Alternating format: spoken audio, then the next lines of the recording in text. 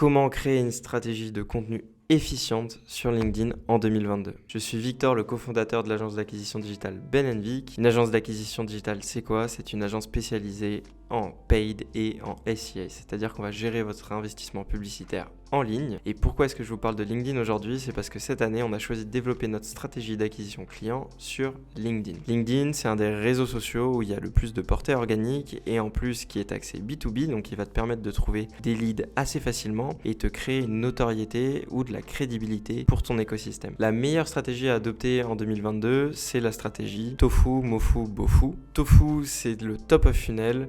Ce sont les sujets qui vont être les plus larges et qui vont attirer un maximum de visibilité ou de reach pour LinkedIn. Donc ce sont des sujets qui ne sont pas forcément spécifiques à ta niche. Ça peut être lié à l'entrepreneuriat en général, ça peut être lié à des problématiques que tu as rencontrées dans ta vie professionnelle, tout ce qui peut toucher un maximum de personnes. Ensuite, tu vas avoir des sujets MOFU, Middle of Funnel. Donc ça, ce sont des sujets qui sont un petit peu plus resserrés sur ta niche, mais qui ne vont pas être très précis ou qui n'ont pas pour but en tout cas de convertir ou d'attirer du lead.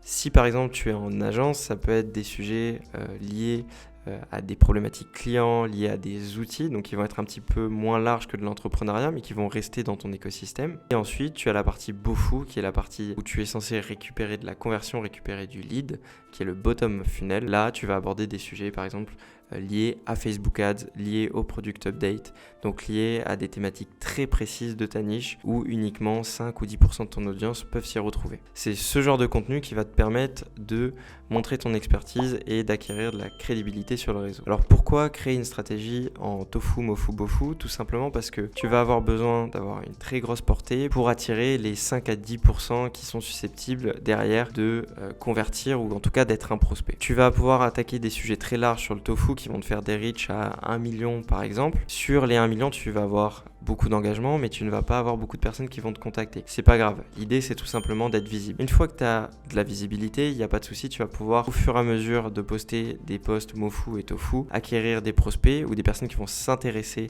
à ton activité. L'avantage du Mofu, c'est que tu es précis, mais pas trop, donc ça va te permettre de créer de l'engagement avec des personnes qui eux aussi sont sur cette stratégie-là et tu vas peut-être pouvoir trouver des synergies. Par exemple, si demain tu mets en place un podcast, c'est avec des sujets Mofu que tu vas attirer la curiosité et avec un sujet Bofu, tu vas attirer la curiosité d'un prospect. Tu peux voir des exemples de personnes qui ont mis en place une stratégie Tofu, Mofu, Bofu. Tu vas avoir par exemple Thibault Louis sur LinkedIn, tu vas avoir Nina Ramen ou Grégoire Gambato dans ses anciens posts quand il était très actif sur LinkedIn. Ce sont des personnes qui ont misé toute leur stratégie d'acquisition sur la publication de contenu sur LinkedIn et c'est quelque chose qui marche très bien en B2B.